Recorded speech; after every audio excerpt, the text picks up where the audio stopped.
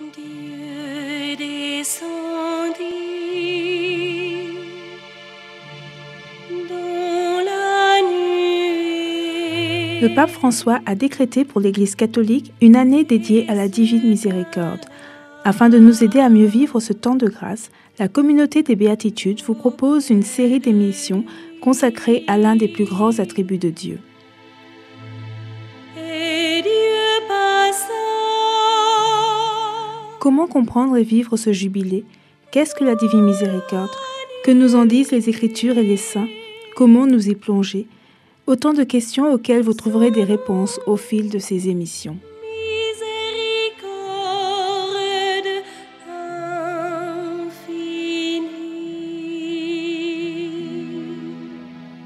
Retrouvez dès à présent votre nouvelle émission sur les ondes mariales avec le Père Paul-Marie Mba. Dans la nuée.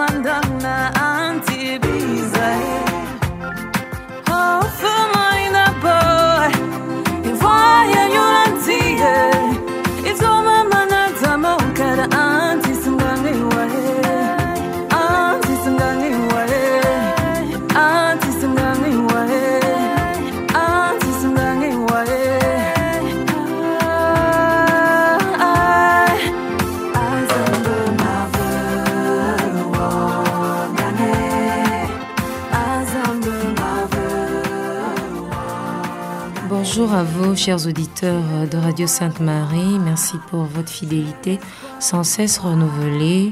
Ici, Olia Moraz, aux côtés du Père Paul-Marie Mba pour vous entretenir sur la miséricorde divine. Bonjour à vous, mon Père. Bonjour ma fille, bonjour à tous ceux qui nous écoutent. Ravi de vous retrouver sur les antennes de Radio Sainte-Marie. Que déjà le Seigneur ouvre votre cœur, qu'il élargisse votre intelligence, qu'il nous accorde à tous la grâce de le connaître afin de mieux l'aimer, afin également de mieux témoigner de sa présence, de son amour, de sa miséricorde tout autour de nous. Nous démarrons cette émission avec un élan du cœur tourné vers notre Père Céleste.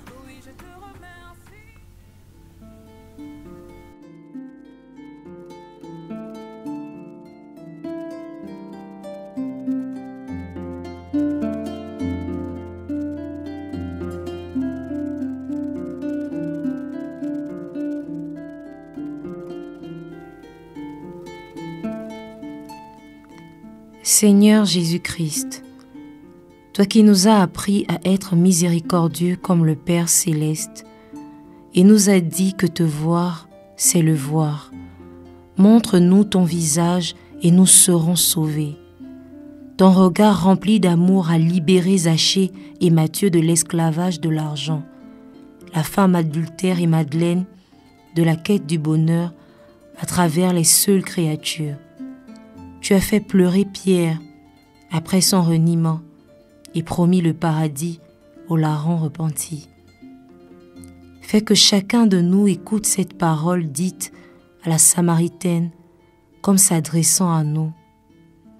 Si tu savais le don de Dieu. Tu es le visage visible du Père invisible, du Dieu qui manifesta sa toute-puissance par le pardon et la miséricorde. Fais que l'Église soit, dans le monde, ton visage visible, toi, Seigneur, ressuscité dans la gloire. Tu as voulu que tes serviteurs soient eux aussi habillés de faiblesse pour ressentir une vraie compassion à l'égard de ceux qui sont dans l'ignorance et l'erreur. Fais que quiconque s'adresse à l'un d'eux se sente attendu, aimé et pardonné par Dieu. Envoie ton esprit et consacre-nous tous de son onction pour que le jubilé de la miséricorde soit une année de grâce du Seigneur et qu'avec un enthousiasme renouvelé, ton Église annonce aux pauvres la bonne nouvelle, aux prisonniers et aux opprimés la liberté et aux aveugles qu'ils retrouveront la vue. Nous te le demandons par Marie, Mère de la miséricorde, à toi qui vis et règnes avec le Père et le Saint-Esprit pour les siècles des siècles. Amen. Amen.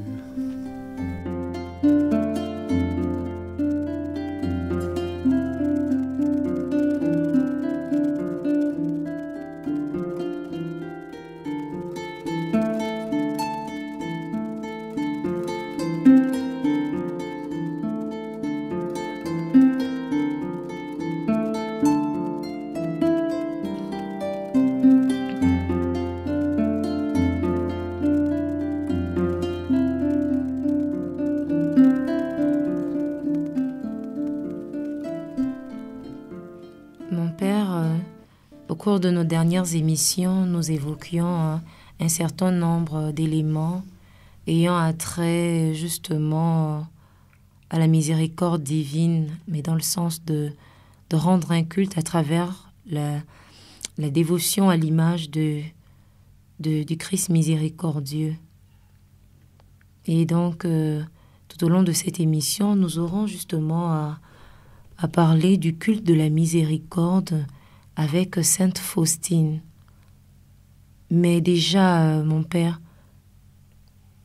que devons-nous entendre? Qu'est-ce que nos auditeurs doivent entendre et comprendre à travers l'utilisation ici du terme culte de la miséricorde? À travers ce mot, ce que nous voulons entendre, c'est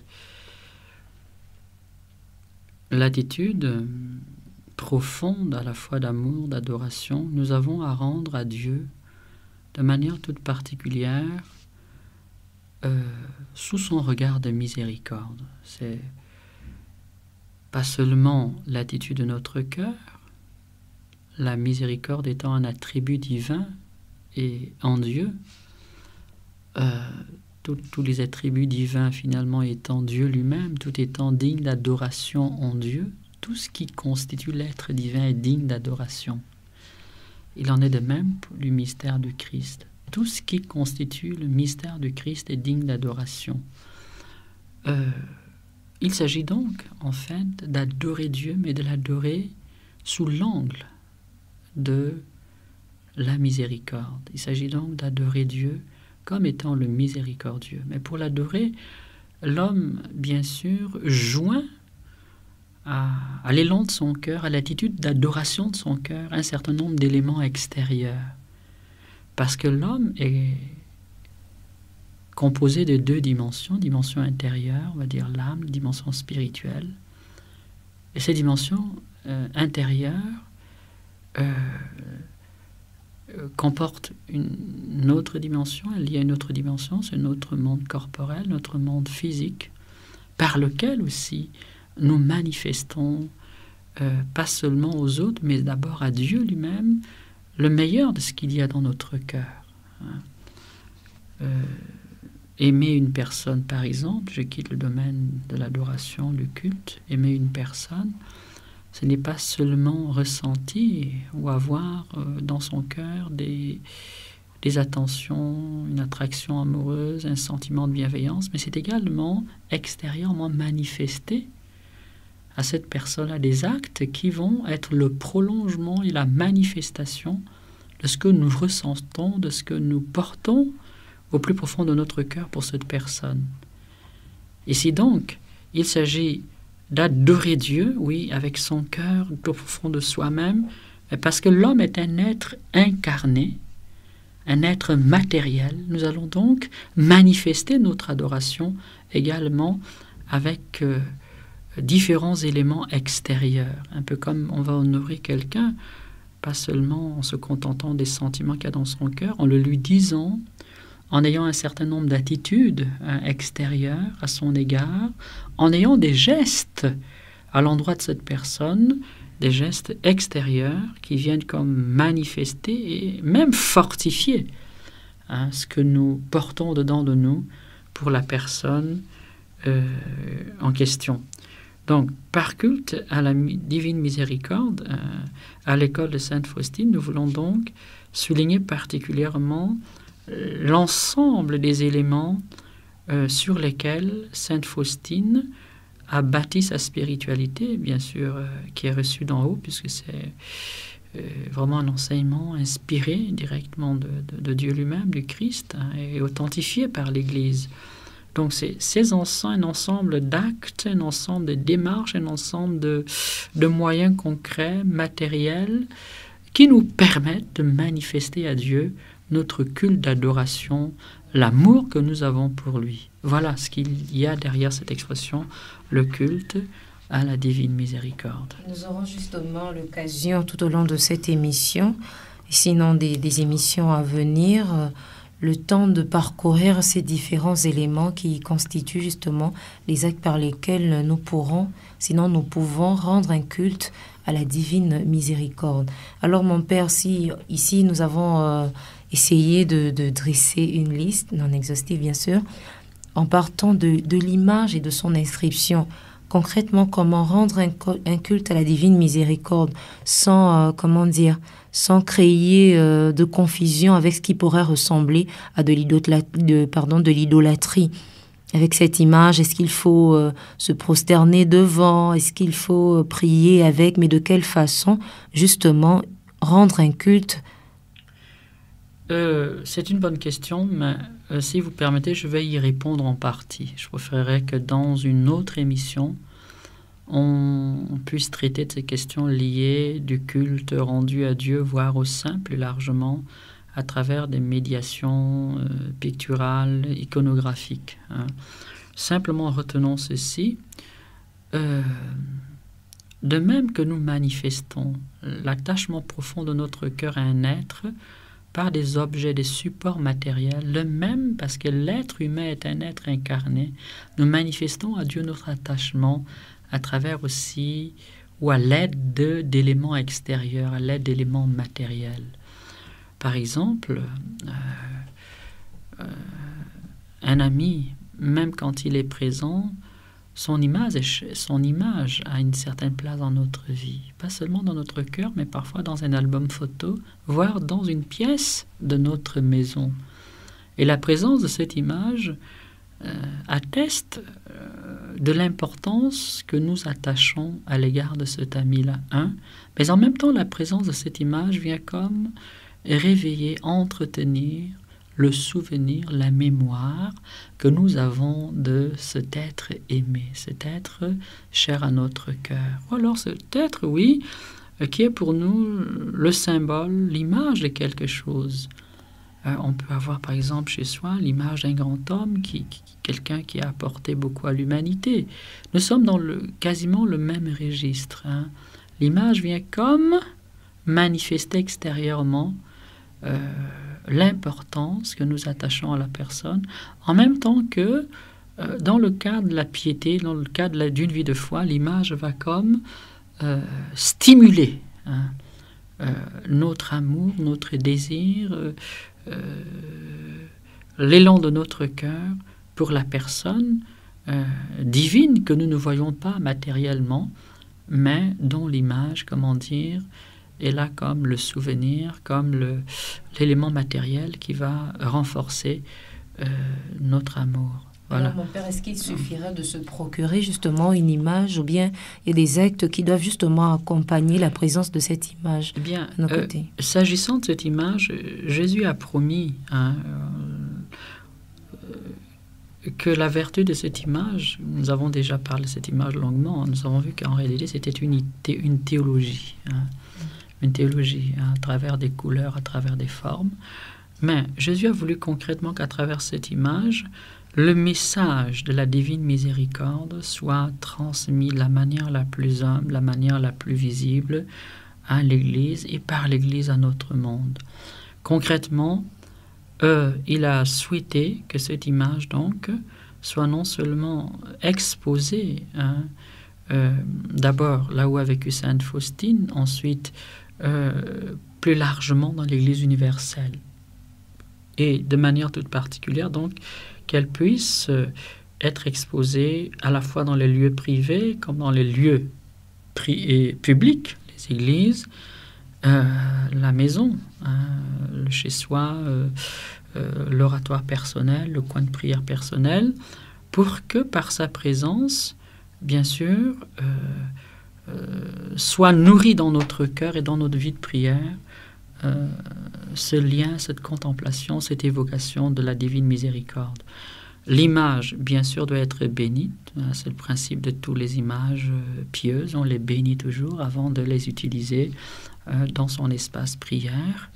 Mais de manière toute particulière, ici, on anticipe un petit peu les choses, Jésus avait demandé que cette image soit bénie particulièrement le jour de la fête de la divine miséricorde. C'est le souhait qu'il a lui-même émis, que le jour de la fête de la divine miséricorde, l'image soit bénie solennellement.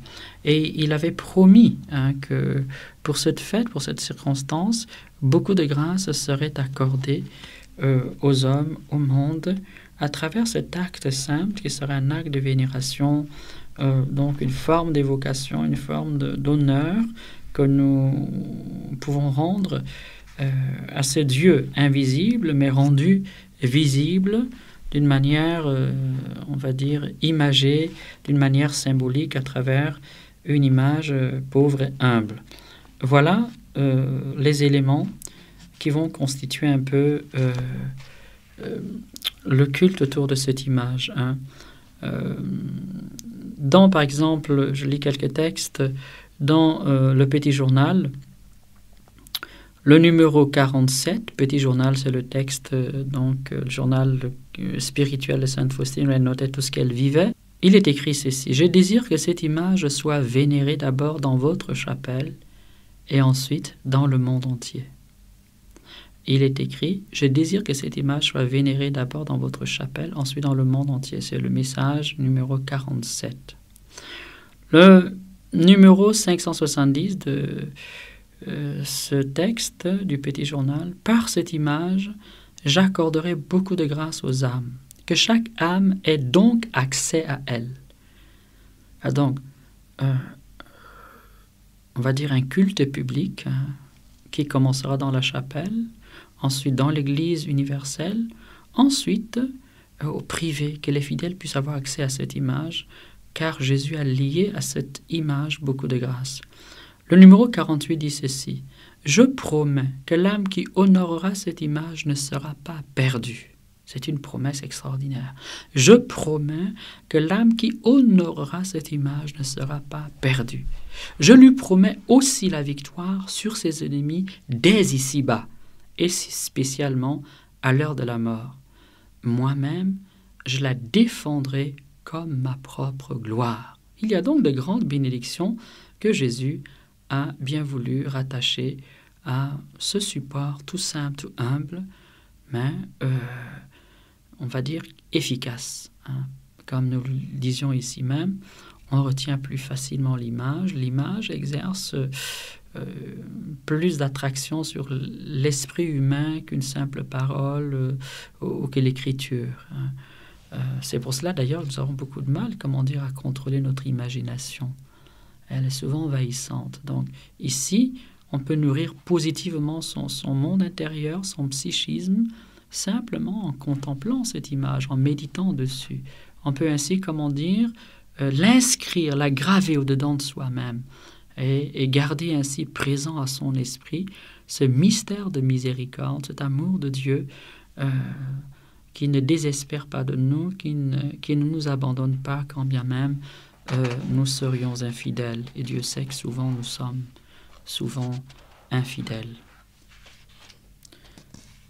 Voilà, je pense que cet élément de réponse pourrait suffire à Oui, votre question. bien sûr, mon Père.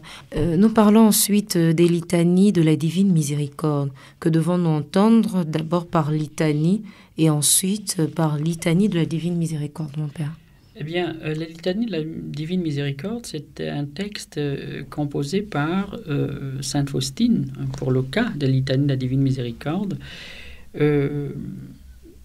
qui vont nous aider à la fois à prier personnellement et même collectivement en évoquant les différentes facettes du mystère de la divine miséricorde dans l'histoire humaine, en partant bien sûr du mystère de Dieu.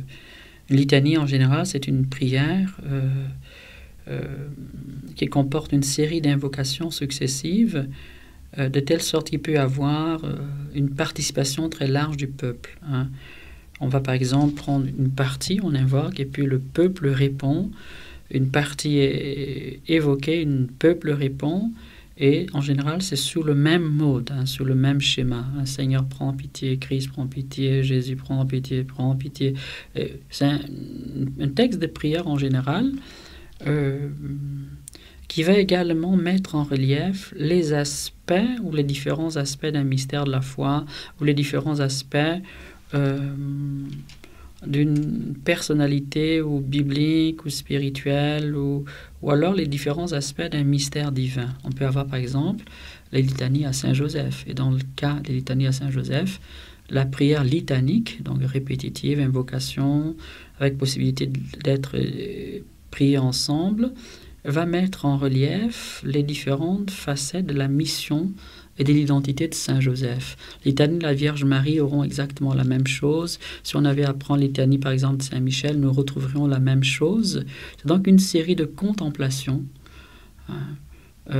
mais alignées de manière très brève, de telle sorte que le texte soit prié ensemble, en assemblée plus ou moins importante.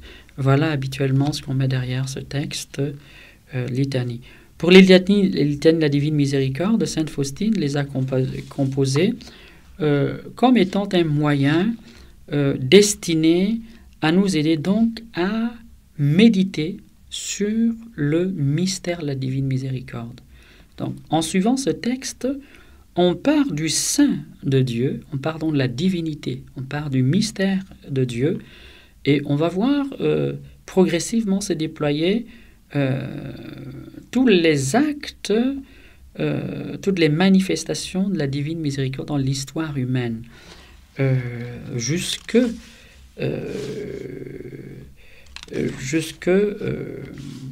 à notre glorification, jusqu'à notre relèvement en Dieu. Voilà, Sainte Faustine disait que ce texte avait également une deuxième fonction, mais c'est cette deuxième fonction qu'elle souligne surtout, c'est de nous aider à grandir dans la confiance en Dieu. Confiance en Dieu. Le premier aspect, c'est un aspect classique, hein, c'est une contemplation des différents mystères de Dieu ici, les différents mystères ou des différentes facettes de la miséricorde, de l'amour de miséricorde. Deuxième élément pour lequel ces litanies ont été écrites, composées par elle, c'est de nous aider, en les méditant, en contemplant le mystère de la miséricorde, à grandir dans la confiance en Dieu. Confiance que nous avons dite centrale dans cette spiritualité de la divine miséricorde. Et si pour ceux qui lisent, connaissent le petit journal, ils pourraient tout simplement les trouver dans le numéro 949. 949 dans le petit journal. Et c'est le numéro 950. 949 et le numéro 950. Voilà donc pour les litanies. On pourrait les commenter, phrase après phrase, mais cela nous prendrait beaucoup de temps. Il me serait, agréable de le faire. Miséricorde divine jaillissant du sein du Père, j'ai confiance en toi. C'est du sein de Dieu, bien sûr, Dieu n'a pas de sein. c'est du cœur, du centre. Dieu ne l'a plus physiquement. En Jésus, il a un cœur, mais la divinité n'est pas corporelle. Hein. Du sein, ça veut dire l'intimité divine, ça veut dire du centre de l'air divin, mais c'est des manières de parler. La miséricorde jaillit donc du plus profond, du centre, du cœur de l'être divin. C'est donc dire que ce n'est pas une réalité périphérique en Dieu, ce n'est pas un élément, accessoire, superficiel, c'est quelque chose de très profond dans la connaissance du mystère de Dieu. Miséricorde divine, le plus grand attribut de Dieu, j'ai confiance en toi. Parmi tous les attributs divins, Sainte Faustine voit la miséricorde comme étant la perfection divine la plus importante. Ici encore, nous voyons donc seulement que ce mystère est situé au cœur, au centre de l'être divin, et qu'il vient des profondeurs divines, mais nous voyons également que parmi les qualités divines, c'est la perfection la plus grande qui soit. Miséricorde divine, mystère inconcevable. C'est une réalité qui nous dépassera toujours et qui, spontanément, l'homme n'aurait pas pu entrevoir du dessein divin. C'est Dieu qui a voulu nous manifester qu'il était amour miséricordieux. On pourrait développer tous ces éléments et en faire même des causeries, des entretiens, parce qu'il y a une très grande richesse. Hein. C'est vraiment un enseignement qui est déployé, mais à travers tout simplement une prière simple, répétitive, accessible à tous, personnellement ou communautairement. Chers auditeurs de Radio Sainte-Marie, restez câblés sur les 99.0. Nous nous retrouvons juste après la pause musicale.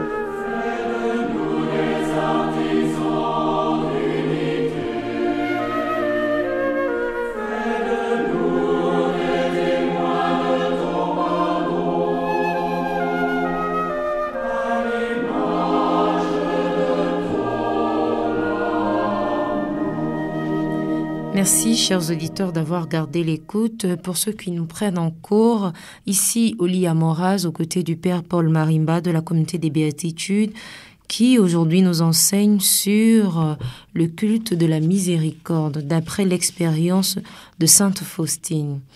Alors, mon père, en première partie d'émission, nous évoquions déjà comme éléments servant de façon sûre et certaine à rendre un culte de la miséricorde, l'image du Christ miséricordieux et son inscription, Jésus, j'ai confiance en toi, les litanies à la divine miséricorde. Mon père, de plus en plus aujourd'hui, nous sommes invités à poser des actes de miséricorde. Et c'est d'ailleurs très bien parce que c'est le 3e élément inscrit sur cette liste. Que devons-nous entendre par acte de miséricorde?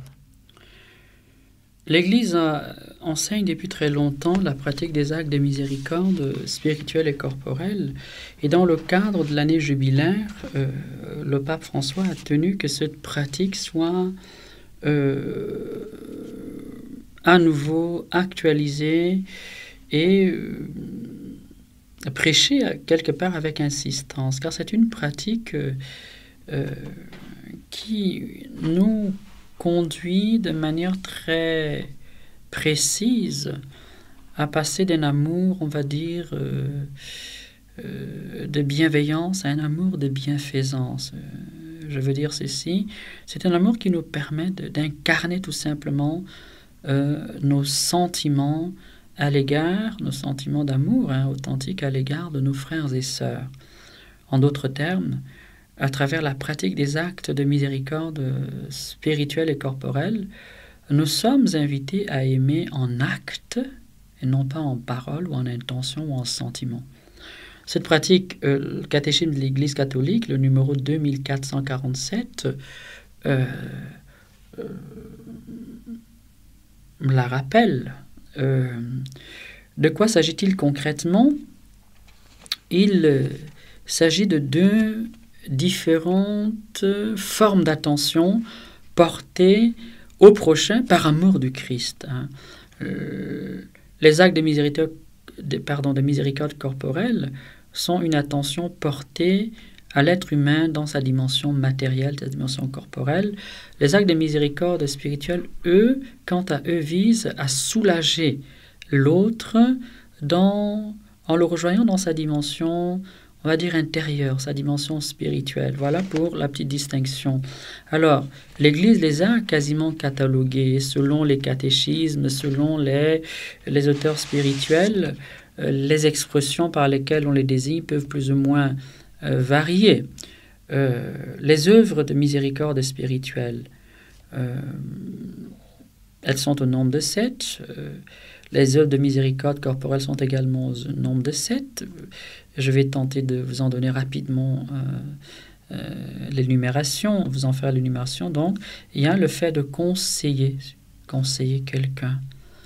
C'est une manière d'éclairer l'intelligence de quelqu'un, le jugement de quelqu'un, pour le conduire à poser des actes qui soient dignes de la personne humaine, et pour le cas d'un chrétien, des actes qui glorifient le nom de Dieu. Donc, le conseil que l'on donne à quelqu'un qui est dans le besoin, c'est une forme d'attention à l'autre, une forme de charité à l'égard de l'autre.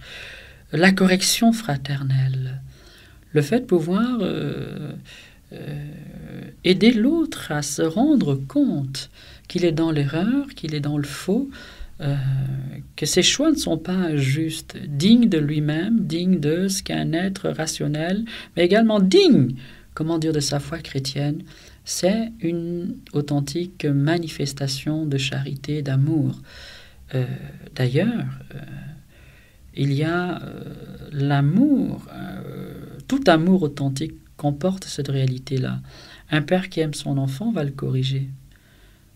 Le but, c'est quoi? C'est de l'aider à grandir. Le but, c'est de l'aider à se réaliser comme personne humaine et à poser des actes conformes à son être de personne humaine, mais également des actes qui vont le construire en profondeur et finalement l'aider à s'humaniser. Donc, la correction fraternelle, enseigner l'enseignement. Ici, on éclaire l'intelligence. L'être humain a comme également dimension, on va dire, spécifique, l'intelligence. Pouvoir éduquer, former l'intelligence et le faire par amour pour Dieu, c'est quelque part manifester la charité divine à son semblable, à son prochain, dans l'enseignement, et particulièrement l'enseignement des mystères de Dieu, parce que ce sont des mystères salvifiques. Cet enseignement-là est indispensable pour aimer Dieu, pour ajuster son amour de Dieu, et également pour grandir dans la vérité. Dieu est également vérité.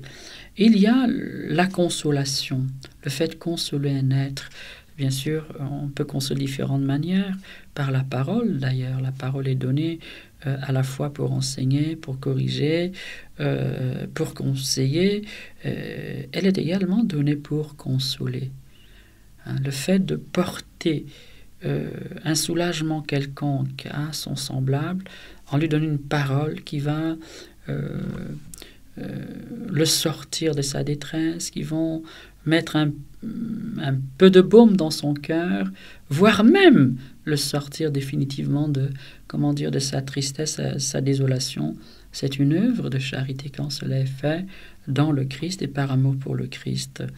Le pardon que l'on donne à celui qui nous a fait du tort et que l'on donne par amour pour le Christ. C'est un acte de miséricorde spirituelle également. Le fait de supporter, donc une forme de supporter par amour pour le Christ, les offenses et tout ce que l'on peut subir de la part de son semblable est également une forme, de œuvre de miséricorde spirituelle à l'égard de l'autre. Enfin, il y a la prière. La prière pour l'autre, la prière pour les hommes, la prière pour les pécheurs. Nous sommes là donc dans des actes concrets. Nous avons quitté le domaine simplement des sentiments, des belles intentions, pour passer dans des actes concrets, donc qui vont rejoindre l'autre dans différents besoins existentiels de sa vie quotidienne, de sa vie ordinaire. Les actes de miséricorde corporelle sont eux aussi au nombre de 7.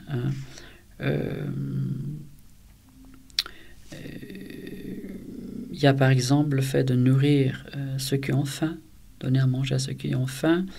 Il y a le fait de donner à boire à ceux qui sont assoiffés. Il y a le fait d'accueillir l'étranger. Il y a le fait de vêtir ceux qui sont nus, par exemple les prisonniers, les enfants abandonnés à eux-mêmes, les malheureux de manière plus large. Il y a le fait de soigner les malades, porter secours aux malades. Et il y a le fait de visiter les prisonniers. Il y a même, le fait de prendre soin des morts, car le corps d'un être humain mort mérite respect. Ce n'est pas le corps d'un animal, ce n'est pas le corps d'un chien. Il mérite aussi une certaine vénération, un certain respect. Il mérite donc qu'on lui accorde une sépulture. Nous connaissons dans la Bible l'histoire de Tobie, qui sera justement persécuté de différentes manières, tout simplement parce que sa piété voulait qu'il prenne soin des corps de ses compatriotes assassinés ou alors morts dans l'indigence et qui n'avaient personne pour leur porter, leur rendre ce dernier hommage. Voilà pour cette pratique. Voilà, c'est sa manifestation dans la grande tradition de l'Église.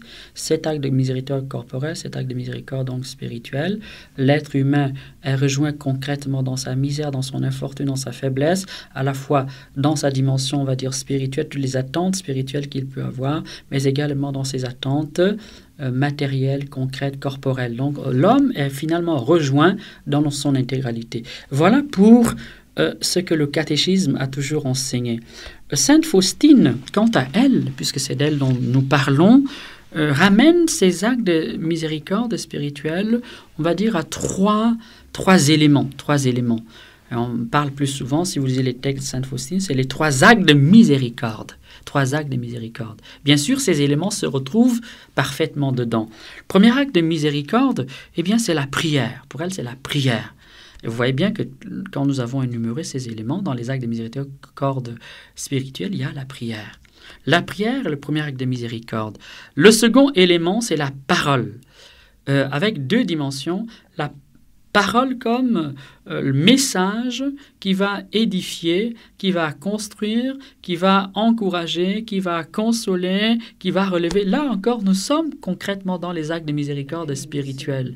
Ensuite, dans cet élément de la parole qui édifie, qui encourage, il y a la parole du témoignage, le fait de parler de Dieu, et particulièrement en parlant de Dieu, de parler du mystère de la miséricorde divine. Donc, premier élément, la prière. Second élément, la parole, avec deux facettes, la parole qui édifie, et deuxième facette, la parole du témoignage, le témoignage à rendre à l'amour de Dieu et particulièrement la capacité à témoigner de la miséricorde divine. Enfin, il y a les actes de miséricorde. Mais en fait, nous y sommes. Plus largement ici, il s'agit de quoi? De toutes les formes d'attention que nous pourrions avoir à l'égard d'autrui. Donc sa subdivision est beaucoup plus simple, mais en fait, on peut, tout ce que nous avons énuméré précédemment, nous pouvons le classer dans ces trois degrés de la miséricorde dont a parlé abondamment sainte Faustine. Alors, pour ceux qui fréquentent un tout petit peu le petit journal, les écrits de sainte Faustine, on pourrait, souligner ou lire quelques textes au passage.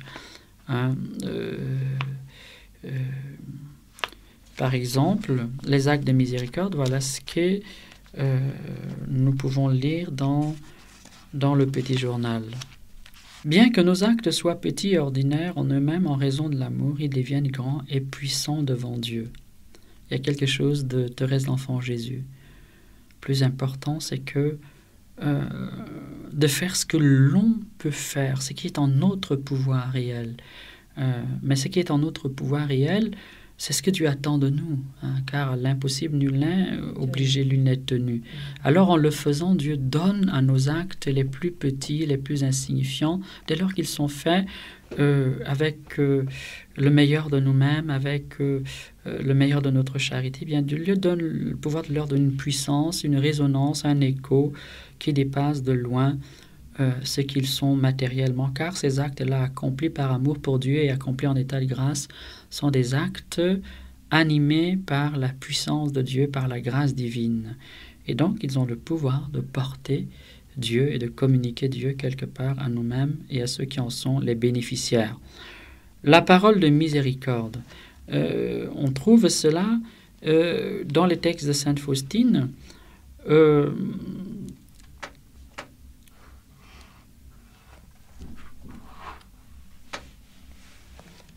La prière également, on en parle longuement dans les textes de sainte Faustine. Je ne vais pas lire ces textes parce que je n'arrive pas à retrouver dans le petit journal les références précises. Mais retenons que ce sont les trois éléments principaux. La prière pour l'autre, la prière pour le pécheur, la prière pour l'homme dans l'épreuve, la prière pour tous les hommes, une prière immense, une prière catholique, c'est-à-dire ouverte à tout homme, y compris même, puisque nous parlons de la miséricorde ouverte aux ennemis. Aujourd'hui, on n'enseigne plus tellement l'amour des ennemis. C'est important. Ensuite, ici par exemple, on pourrait relire Petit Journal, le numéro 163, le numéro 1397. La parole, une parole qui édifie, une parole qui construit, une parole qui conseille, une parole qui relève, et le témoignage à rendre à l'amour miséricordieux de Dieu, donc enseigner, prêcher, faire connaître l'amour miséricordieux de Dieu. Cet élément est également très très intéressant parce qu'il nous permet finalement d'être les témoins et les apôtres de la divine miséricorde. C'est, je pense, quelque chose également que le pape souhaite, pape François souhaite, dans le cadre de l'année de la divine miséricorde. Qu'est-ce que je pourrais encore donner comme élément? Peut-être lire ce texte de Jésus à sainte Faustine. À chaque fois que tu veux me faire plaisir, parle au monde entier de ma grande et insondable miséricorde. Ça, c'est le numéro 164 du Petit Journal. À chaque fois que tu veux me faire plaisir, parle le monde entier de ma grande, insondable miséricorde. Nous sommes invités à parler de la miséricorde.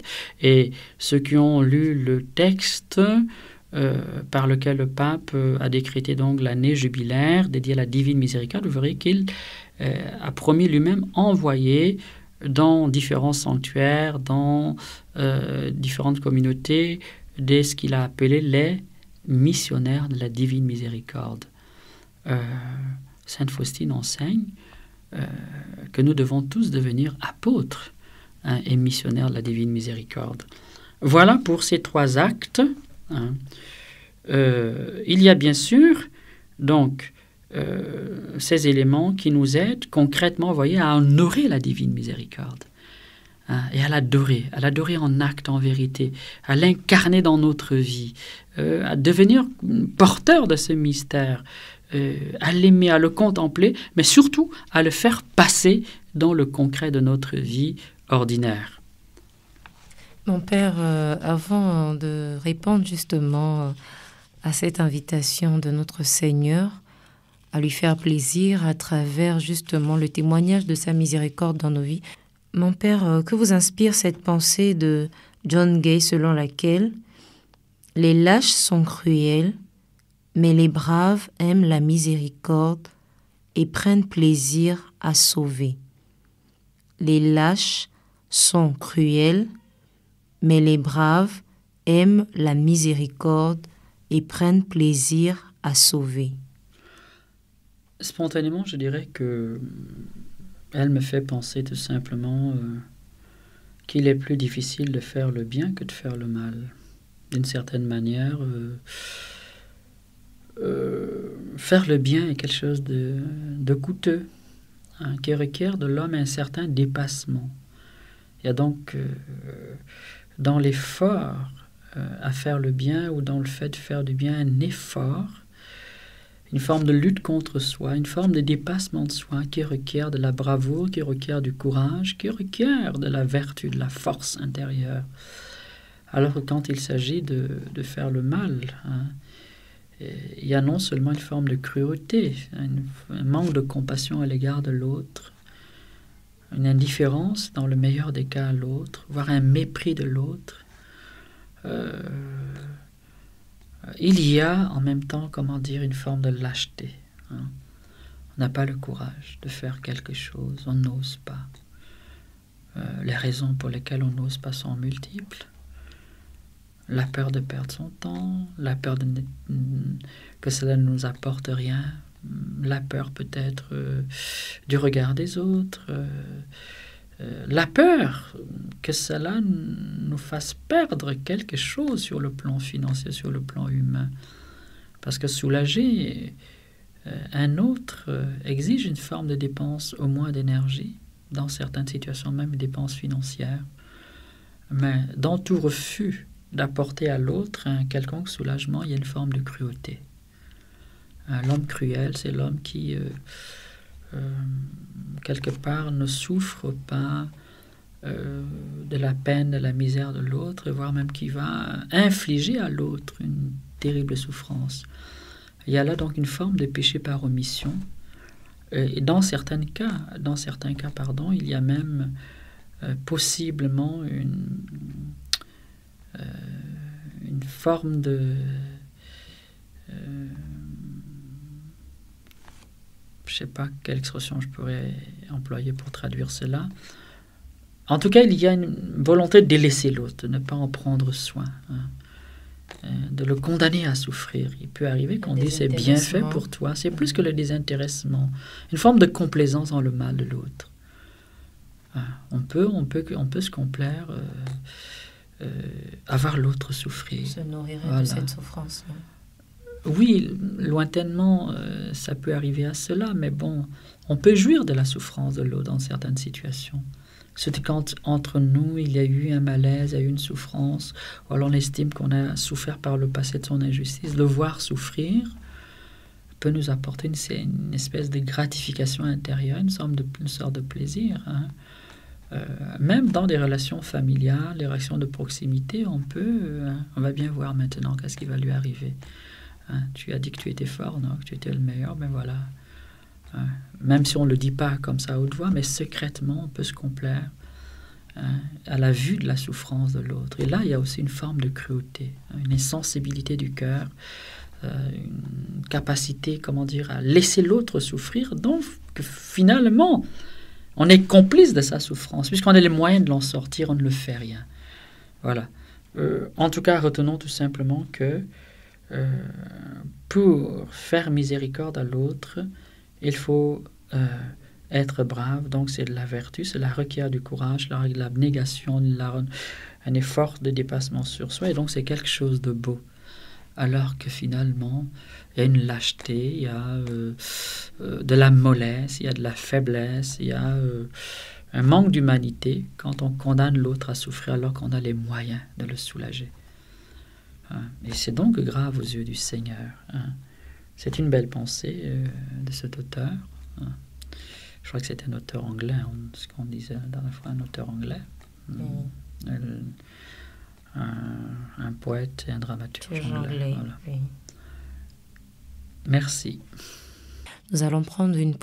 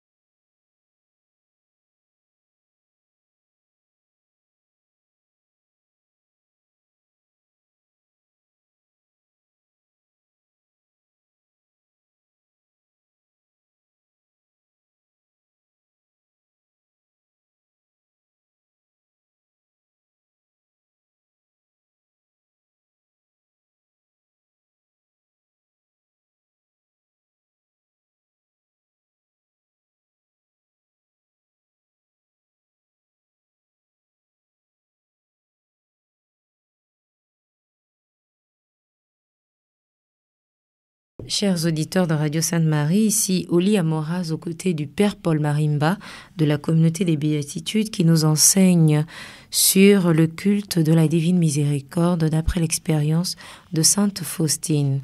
Mon Père, nous parlons d'heure sainte dans le cadre justement du culte de la miséricorde divine.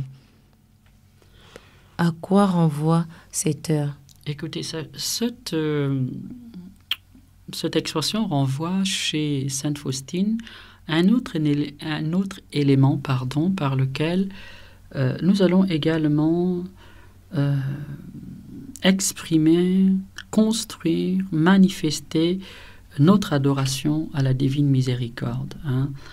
L'heure sainte, c'est une pratique souvent connue, elle consiste à sanctifier une heure, mais ici, particulièrement chez Sainte Faustine, il s'agit d'une invitation à faire mémoire du moment de la mort de Jésus sur la croix. En cette heure, je ne saurais rien refuser à l'âme qui me prie par ma passion. En cette heure, je ne saurais rien refuser à l'âme qui me prie par ma passion. C'est une des promesses que Jésus faisait à Sainte Faustine dans le petit journal, le numéro 1320. Petit journal, le numéro 1320. À travers cette promesse, elle liait en fait l'évocation du mystère de la mort de Christ, car c'est par la mort de Christ que la mort est vaincue. C'est par la mort de Christ que nous sommes rachetés, que nous sommes délivrés de la condamnation du péché. C'est à travers le mystère de la mort de Christ que nous sommes arrachés au pouvoir de la malédiction du péché, au pouvoir de la domination de la mort et du prince de la mort. Il y a donc là, finalement, une manière pour nous, à travers cette spiritualité, tout simplement, de glorifier la mission rédemptrice de Jésus. Il y a là une manière, tout simplement, de boire à la source des bénédictions du salut. Cette pratique ne consiste pas d'abord à passer une heure en prière à 15 heures précises, à l'heure où le Christ rend son âme au Père sur la croix. Elle consiste en fait à cette heure précise, pour ceux qui le peuvent, à faire mémoire. Donc de manière très simple, de manière très profonde, par une petite élévation, par une pensée intense, fervente, tout simplement à se projeter en esprit à l'heure décisive où l'histoire de l'humanité déchue a définitivement balancé dans le pardon divin. Voilà, c'est cela. On peut le faire n'importe où, dans un taxi, on peut le faire au bureau, on peut le faire à l'hôpital, dans un lit, on peut le faire dans la rue en marchant. Il suffit pour cela tout simplement de prendre conscience à chaque fois qu'à 15 heures, que c'est l'heure où le Christ a livré définitivement sa vie pour nous affranchir de la condamnation, de la mort, du péché. On peut éventuellement aussi prendre un temps un peu plus important pour ceux qui sont un peu plus libres à ce moment-là. C'est à 15 heures précises, s'asseoir quelques minutes, voire une dizaine de minutes, pourquoi pas une heure, quand le temps le permet, et justement se souvenir de la mort de Jésus sur la croix. Donc méditer le mystère de la mort du Christ sur la croix. Or, cette méditation du mystère de la croix, c'est une manière de glorifier la miséricorde divine, car le Christ finalement donne sa vie pour que nous recevions la bénédiction divine du Père, pour que Dieu nous arrache à la misère de la mort, à la misère, comment dire, du mal sous toutes ses formes, qu'il soit moral, qu'il soit physique. Voilà. Donc ici, il s'agit d'une pratique qui nous conduit immédiatement à honorer, à glorifier le mystère de la mort de Jésus-Christ, mort qui est salvifique pour l'humanité tout entière. C'est sur la croix que le Christ peut dire « tout est accompli », toute l'œuvre du salut est réalisée. Ici donc, nous entrons dans cette contemplation de la mort du Christ, mais nous la percevons comme étant vraiment l'heure par excellence de la miséricorde, l'heure où Dieu accorde un total pardon, un grand pardon à l'humanité tout entière. Avec cette pratique donc, nous allons grandir dans l'amour de Dieu parce que nous allons apprendre à voir de quel amour Dieu nous a aimés. Et l'Écriture nous enseigne qu'il n'y a pas de plus grand amour que donner sa vie pour ses amis. Et que le Christ, la preuve que le Christ nous aime, que Dieu nous aime, c'est qu'il a donné sa vie pour nous alors que nous étions rebelles à sa volonté, ennemis de Dieu, alors que nous ne le connaissions même pas, voire alors que nous luttions contre lui. Voilà, et le déshonorions. Il y a donc là une manière de s'approprier toutes les richesses du mystère de la croix. On ne peut pas avoir, un élément de spiritualité plus centré sur la source du pardon des péchés. Bien sûr, on peut le faire également en communauté. On peut le faire personnellement, on peut le faire en communauté. Je connais des communautés où, à 15h, on s'arrête et on pense à cette heure de la croix, on médite ces mystères de la croix. Éventuellement, on accompagne cet acte-là d'une adoration du très saint sacrement, voire d'un chapelet à la divine miséricorde, voire encore même d'une méditation du chemin de croix. Pour ceux qui lisent le texte de Sainte Faustine ou qui pourraient lire le texte de Sainte Faustine, je les renverrai donc au Petit Journal, le numéro 1320 et le numéro 1572. Le numéro 1320 et le numéro 1572. Lié donc à la pratique de l'heure sainte, vous comprenez qu'il va découler immédiatement non seulement une pensée, une courte élévation, une brève pensée par laquelle on va méditer la mort du Christ, mais naturellement, cette pratique débouche donc à la méditation du chemin de croix, plus largement. Ici donc, le regard a été centré sur la mort du Christ en croix, mort qui nous sauve. Dans la méditation du chemin de croix, on va contempler toute la Via Crucis, toute la Via Dolorosa, tout le chemin de souffrance du Christ pour nous manifester son amour, pour nous libérer de la malédiction du péché et du mal. Dans le Petit Journal, on va lire le 1184. Jésus rappelle que cette méditation de sa passion est une source de grande grâce sur le plan spirituel. Tous les saints l'enseignent, tous les grands hommes de Dieu le disent, et l'Écriture elle-même en témoigne. La croix est vraiment une puissance de salut pour le monde, un scandale, une folie pour les païens, pour les juifs, mais pour le croyant, c'est vraiment une parole de salut, une parole percutante, car elle nous révèle que Dieu nous aime tellement que par amour pour nous, il se dessaisit de sa vie, il se dépossède de lui-même, il s'humilie jusqu'à la mort la plus abjecte. Donc dans le 1184, je parle du Petit Journal, on peut lire ceci: « Méditer ma passion t'aidera à t'élever au-dessus de tout. » La méditation de la passion, comme exercice spirituel, on va dire un peu ordinaire, est un exercice également qui nous fortifie à l'heure des épreuves. Beaucoup de chrétiens sont laminés par la souffrance, à la moindre épreuve, perdent courage et confiance, parce que tout simplement, ils ne contemplent pas souvent le mystère de la croix. Pouvoir, contempler le mystère de la croix, c'est non seulement se rendre compte que ce n'est pas parce que je souffre que je suis abandonné de Dieu, mais c'est se rendre compte que même ma souffrance offerte, vécue en fidélité avec l'amour de Dieu, vécue, en union avec la souffrance du Christ, eh bien cette souffrance-là elle-même est source de bénédiction, source de rédemption pour le monde, bien sûr, dans le mystère de Jésus-Christ. Sainte Faustine va enseigner que cette méditation du chemin de la croix est également une voie pour entrer dans une véritable humilité du cœur. Que celui qui veut apprendre la véritable humilité médite la passion du Seigneur. Petit Journal, le numéro 267. Petit Journal, le numéro 267. Nous voulons apprendre à être humbles, regardons le Christ, humilier le Christ souffrant.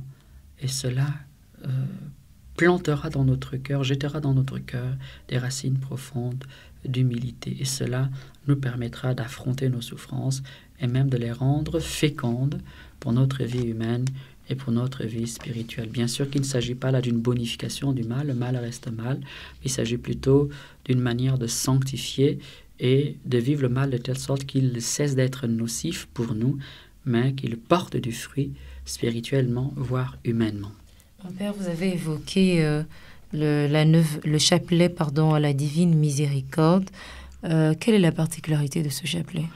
Écoutez, c'est un chapelet qui nous centre directement sur le mystère du Christ crucifié. Et dans le chapelet classique, habituel, connu, le rosaire, la vie du Christ est méditée, on va dire, dans une atmosphère mariale. On va regarder les grands mystères de la vie du Christ, les mystères de l'annonciation de l'incarnation, les mystères de lumière que le Jean-Paul II a bien voulu rajouter pour qu'on ait vraiment fait un tour des éléments importants de la vie du Christ, les mystères douloureux où l'on va méditer, contempler toutes les souffrances, tout ce qui touche à l'offrande, au sacrifice du Christ pour nous, et les mystères glorieux où on contemple la victoire finale du Christ sur le mal, sur la mort, victoire manifestée également de manière extraordinaire dans la figure de la Vierge Marie qui elle-même est, une figure, une image de l'Église accomplie, l'Église réalisée, l'Église ayant atteint, le summum de ce qu'elle peut être. La particularité du chapelet à la Divine Miséricorde, c'est que on ne reprend pas tous les effets de la vie du Christ. On se concentre sur le mystère de la mort et sur le mystère de la souffrance de Jésus-Christ. Et on va non seulement les méditer, mais on va les offrir au Père, car le Christ s'offre au Père. Nous nous associons donc à cette offrande du Christ. Nous faisons nôtre les souffrances du Christ, nous faisons nôtre le sacrifice du Christ, et dans le Christ, par le Christ, avec le Christ, et d'une certaine manière pour la joie du Christ également, puisqu'il est heureux de nous sauver, eh bien nous offrons ce sacrifice et les souffrances, ce sacrifice, comme étant notre trésor à l'amour du Père, pour que, comme cela, est normalement la logique de tout sacrifice, eh bien que pour que cela retombe en bénédictions diverses sur notre vie. Voilà, le texte est, habituellement on commence par un Notre Père, ensuite un Ave Maria, ensuite un Credo, des prières très classiques dans lesquelles nous redisons l'essentiel de notre foi très rapidement. Ensuite, une première dizaine. Dans la première dizaine, nous offrons au Père le corps, le sang, l'âme, la divinité de ton Fils, de son Fils bien-aimé notre Seigneur Jésus-Christ, pour le pardon de nos péchés. Nous lui offrons directement le mystère de la croix. Mais pour nous-mêmes, et comme toute prière catholique, chrétienne, toute prière catholique est ouverte à l'autre, ouverte au monde entier, nous n'offrons pas ce sacrifice seulement pour nous-mêmes, mais nous l'offrons pour l'humanité tout entière et spécialement pour les pécheurs.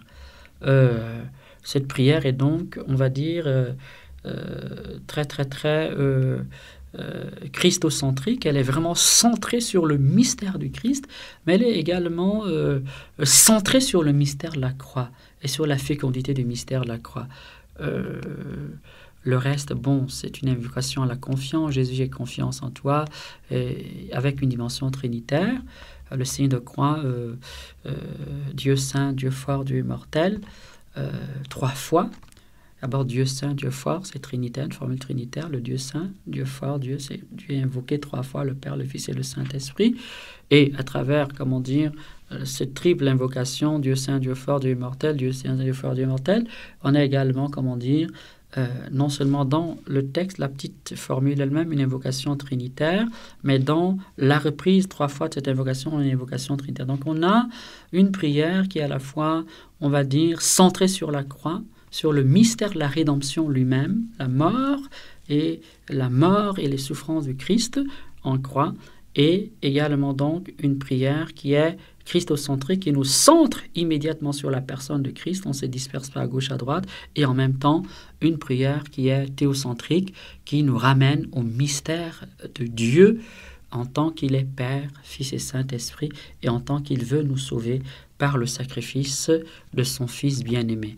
Voilà, je crois, quelques éléments importants de ce chapelet à la divine miséricorde. Mon père, connaît-il de la neuvaine à la divine miséricorde? Écoutez, la neuvaine à la divine miséricorde, on peut dire que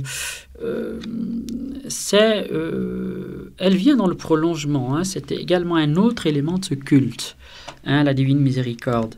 Un élément important qui nous conduit à prier sur 9 jours. Hein, c'est l'habitude des prières, des neuvaines pratiques qui est née, qui s'inspire normalement des 9 jours. Hein, 9. Les 9 jours que les apôtres ont passés au cénacle, dans la chambre haute, dans la prière avec Marie pour invoquer et attendre de recevoir le Saint-Esprit à la Pentecôte.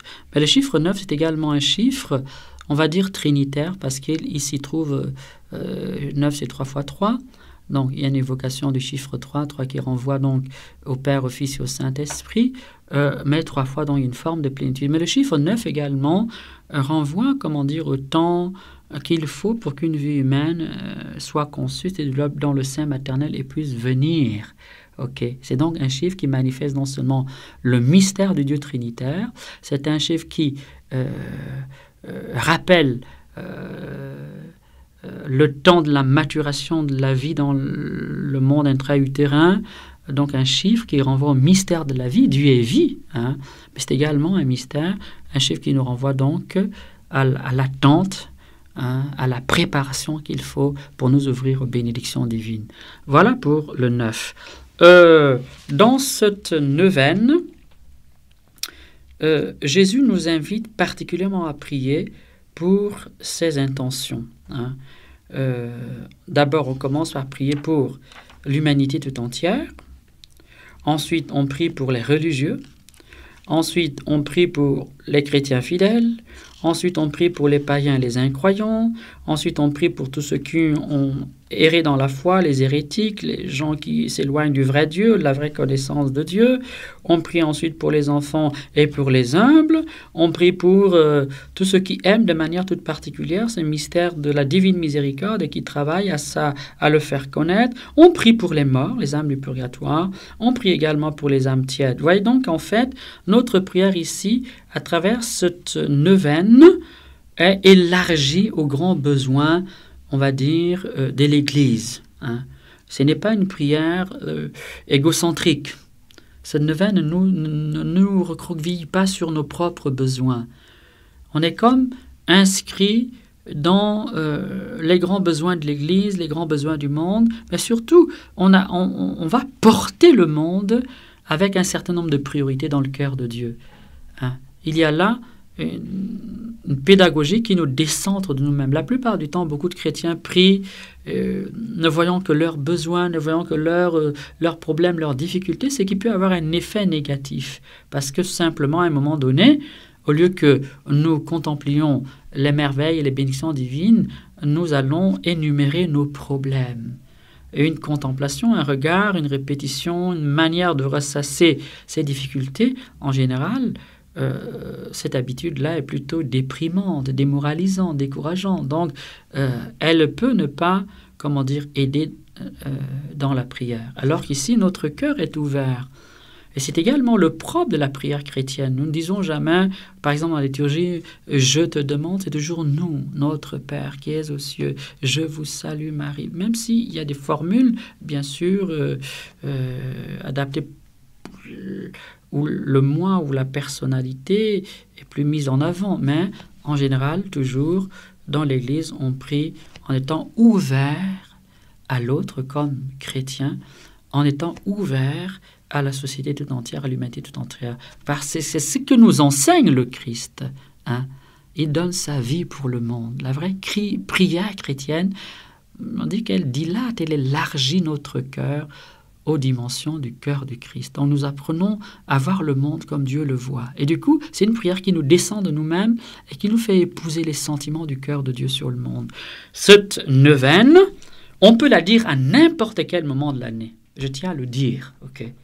On peut la dire à n'importe quel moment de l'année, bien sûr, en confiant au Seigneur une intention particulière, mais vous verrez que telle qu'elle se présente, pour ceux qui ont les petits livrets sur la Divine Miséricorde Sainte Faustine, telle qu'elle se présente, en réalité, on ne fait que prier aux intentions même, on va dire, du Christ.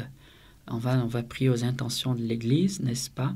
Et en même temps qu'on prie à ces intentions-là, plus ou moins, on médite sur la miséricorde divine. On médite sur la miséricorde divine.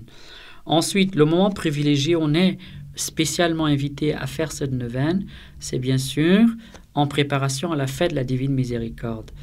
Cette neuvaine commence donc généralement pour les dévots, tous ceux qui veulent honorer ces mystères de la Divine Miséricorde, l'école Sainte Faustine, on la commence le vendredi saint. Et on la finit donc le jour consacré à la Divine Miséricorde, la fête de la Divine Miséricorde. Donc, on peut la dire à tous les moments de l'année, on peut la dire, on la dit de manière toute particulière à partir du vendredi saint jusqu'au dimanche, second dimanche de Pâques, donc fête de la Divine Miséricorde. Voilà pour les éléments de cette neuvaine. Je ne sais pas si vous avez une question correspondant encore à cet élément. Bien sûr, mon père, vous parlez justement de la fête de la Divine Miséricorde. Oui, une fête de la Divine Miséricorde. Bien avant que l'Église n'institue cette fête de la Divine Miséricorde, il faut savoir que Sainte Faustine avait reçu du Seigneur un certain nombre de révélations et même, comment dire, d'appels à travailler à ce que l'Église lui consacre une fête spécialement dédiée à son attribut, à cet attribut, à cette réalité de son être qu'est la Divine Miséricorde. Sainte Faustine y a travaillé, et c'est dans le cadre de cette, de cette fête dédiée à la Divine Miséricorde que Sainte Faustine, donc, a également invité à prier certaines prières, à dire certaines prières qu'elle a composées, également à vivre ces pratiques qui visent à honorer le mystère de la Divine Miséricorde. Concrètement, pour ceux qui lisent les textes de Sainte Faustine, on peut regarder par exemple dans le Petit Journal, le numéro 1541, le Petit Journal, le numéro 1541. On peut regarder également dans le Petit Journal le numéro 699. On peut lire également le numéro 299, le numéro 570, même le numéro 49. J'aimerais lire simplement un des messages de Sainte Faustine concernant cette fête de la Divine Miséricorde. Je désire que la fête de la miséricorde soit le recours et le refuge pour toutes les âmes, et surtout pour les pauvres pécheurs. En ce jour, les entrailles de ma miséricorde sont ouvertes. Je déverse tout un océan de grâce sur les âmes qui s'approcheront de la source de ma miséricorde. Toute âme qui se confessera et communiera recevra le pardon complet de ses fautes et la remise de leur punition. En ce jour sont ouvertes toutes les sources divines par lesquelles s'écoulent les grâces. Qu'aucune âme n'ait peur de s'approcher de moi, même si ses péchés sont comme l'écarlate. Ma miséricorde est si grande que, pendant toute l'éternité, aucun esprit, ni humain, ni angélique, ne saurait l'approfondir. Tout ce qui existe est sorti des entrailles de ma miséricorde. Chaque âme, en relation avec moi, méditera mon amour et ma miséricorde durant toute l'éternité. La fête de la miséricorde est issue de mes entrailles. Je désire qu'elle soit fêtée solennellement le premier dimanche après Pâques. Le genre humain ne trouvera pas la paix tant qu'il ne se tournera pas vers la source de ma miséricorde. Voilà un des messages reçus par Sainte Faustine avant même que l'Église n'institue cette fête dédiée à la Divine Miséricorde, particulièrement sous le pontificat de Saint Jean-Paul II. Voilà les éléments donc qui nous permettent à l'école de Sainte Faustine d'offrir un culte complet à la divine miséricorde, donc à Dieu miséricordieux ou au Christ miséricordieux. Lié donc à cette fête, j'ai lu un peu rapidement, mais je vais quand même ramener les éléments, c'est pour la fête de la divine miséricorde intervient le deuxième dimanche après le premier dimanche après Pâques, après le dimanche de Pâques, donc le deuxième dimanche de Pâques. Pour se préparer à cette fête, nous sommes invités à nous confesser, nous sommes invités à prier de manière toute particulière la neuvaine à la divine miséricorde, nous sommes invités naturellement, ce jour-là à mettre en évidence et à bénir solennellement l'image de la divine miséricorde, nous sommes invités à nous confesser, nous sommes invités, à honorer de toutes les prières qui existent, de tout ce que notre charité peut nous inspirer, ce mystère divine miséricorde, et ainsi nous allons donc nous ouvrir aux grâces que Dieu veut nous accorder à travers ce culte. Mon Père, nous sommes arrivés au terme de cette émission spéciale dédiée au culte de la miséricorde avec Sainte Faustine. Que pouvons-nous retenir justement de l'ensemble des éléments que nous avons pu évoquer tout au long de cette émission? Que Sainte Faustine est, je crois, vraiment la sainte qui nous a offert de la manière la plus complète, non seulement une pensée sur la divine miséricorde, mais également un culte, une image, avec une attitude centrale à cultiver la confiance, l'image étant une théologie sous forme de symboles, une théologie en couleurs, des prières, par exemple la litanie, par exemple encore le chapelet à la divine miséricorde, la neuvaine à la divine miséricorde, des attitudes concrètes pour que nous devenions nous-mêmes miséricordieux comme le Père.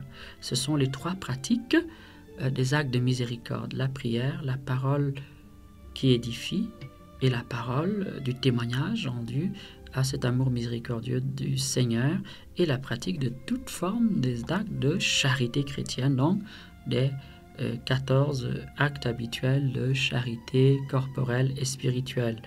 La pratique de l'heure sainte, où nous puisons au mystère de la croix du Christ, soit par de courtes élévations, soit alors par la méditation d'un chemin de croix, et cette fête, très belle, très douce, dédiée spécialement à honorer la divine miséricorde.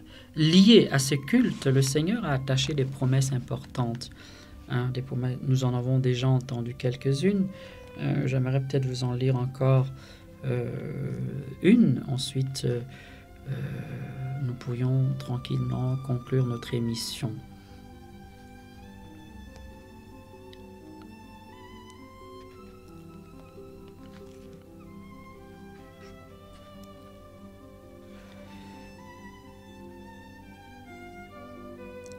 Envers les âmes qui auront recours à ma miséricorde, j'agirai à l'heure de leur mort, selon mon infinie miséricorde. Petit journal, numéro 379. Jésus promet que celui qui vivra de ce mystère de sa miséricorde, il aura une attention particulière. Dans le Petit journal, le numéro 1079, il y a cette autre promesse. Les âmes qui propagent la vénération de ma miséricorde, je les protège durant toute leur vie, comme une tendre mère son nourrisson. Et à l'heure de la mort, je ne serai pas pour elle un juge, mais le Sauveur miséricordieux. Voilà, je pense que c'est un culte nouveau. Un culte nouveau. Beaucoup de saints ont enseigné sur la divine miséricorde. Mais Sainte Faustine, c'est là son génie. Vraiment, a le mérite de nous donner une pensée complète et un culte complet. Des éléments simples, pratiques, que tout le monde peut vivre, et qui nous permettent non seulement d'adorer la divine miséricorde, mais de devenir nous-mêmes miséricordieux comme le Père des miséricordes. Merci à vous, mon Père, pour cet enseignement. Merci, chers auditeurs, pour votre fidélité à l'écoute des 99.0. C'était Oli Amoras pour cette émission spéciale dédiée au culte de la miséricorde divine.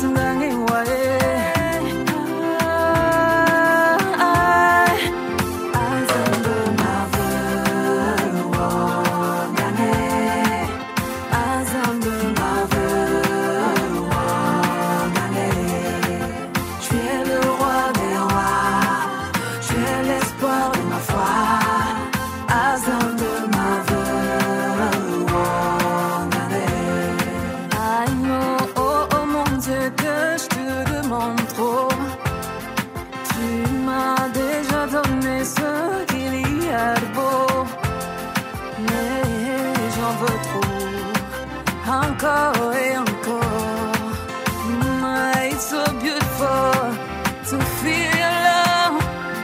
Aide-moi éternel, just enjoy your